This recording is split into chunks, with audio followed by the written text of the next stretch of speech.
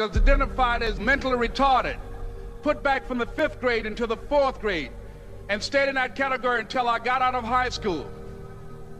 I don't have any college training, but I met a high school teacher who one day changed my life. I was waiting on another student, and when he came in, he said to me, "Young man, go to the board and write what I'm about to tell you." And I said, I can't do that, sir. He said, "Why not?" I said, "I'm not one of your students." He said, "It doesn't matter. Follow my directions now." I said, "I can't do that, sir." He said, "Why not?" I said, "Because I'm educable mentally retarded." And he came from behind his desk and he looked at me. He said, "Don't ever say that again. Someone's opinion of you does not have to become your reality." And as he talked, my heart began to beat fast. Tears began to run down my eyes, and I was in the back just listening to him, because the speech he was giving, that speech was for me. And he said, "Les Brown," he said, "if you want to do anything worthwhile in life, you've got to be hungry." I told Mr. Washington I wanted to become a disc jockey. And so I started working to develop myself. He said, "I want you to practice every day being a disc jockey." I said, "But I don't have any job now." He said, "It doesn't matter."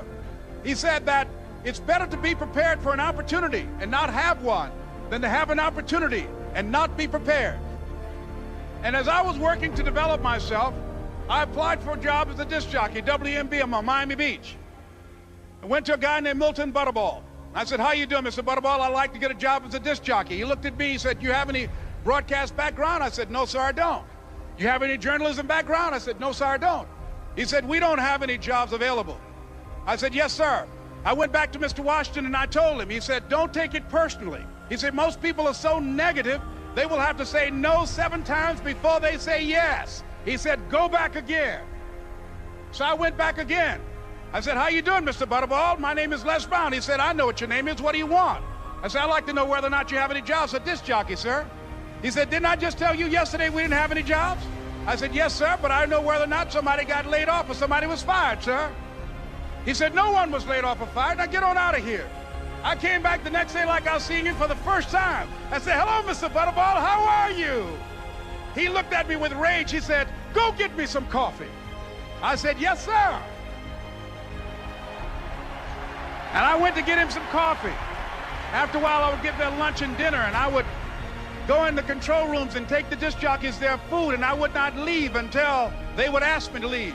One Saturday afternoon, while I was at the radio station, a guy named Rock was drinking while he was on the air.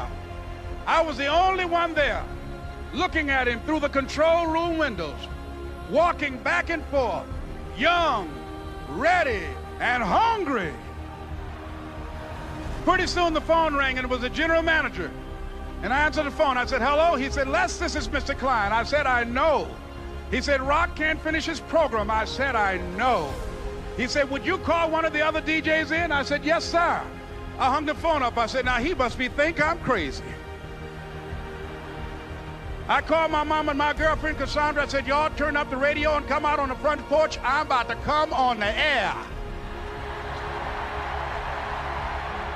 I waited for about 20 minutes, and I called him back. I said, "Mr. Klein, I can't find nobody."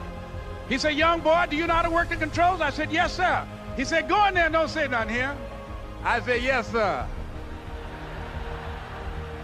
I couldn't wait to get behind those controls. I put on an old Stevie Wonder record called Fingertips. I sat down behind that turntable. I said, "Look out, this is me, LB Triple P, Les Brown, your platter playing papa. There were none before me, and there will be none after me. Therefore, that makes me the one and only. Young and single and love to mingle, certified, bona fide, indubitably qualified to bring you satisfaction, a whole lot of action. Look out, baby, I'm your love man." I was hungry. I was hungry. You got to be hungry. Begin to know that you have greatness within you. And if just one of you here begin to envision yourselves as being blessed and highly favored to reach your goals, if just one of you capture the essence of what that means, that you have greatness within you and a responsibility to manifest that greatness, that you can make your parents proud, you can make your school proud, you can touch millions of people's lives And the world will never be the same again because you came this way. It was hard, ladies and gentlemen, coming to speak to people. And I was facing financial difficulties in my own life. I was behind on my bills and my dreams, and I'm saying to them, you can live your dream. It was hard, ladies and gentlemen. It was very difficult to pick myself up each day believing that I could do it. There were times that I doubted myself. I used to ask myself, can I do this? And something said within me, you're the one. Don't give up on your dream. By continuing to push forward, by continuing to run toward my dream, that one day I would have my own talk show. It's a long shot, ladies and gentlemen, from Liberty City, an abandoned building on a floor, never knowing my mother or father. It's a long shot. Being here with you today in this dome in Atlanta, it's a long shot. No college training, labeled educable, mentally retarded, but I kept running toward my dream. Don't stop.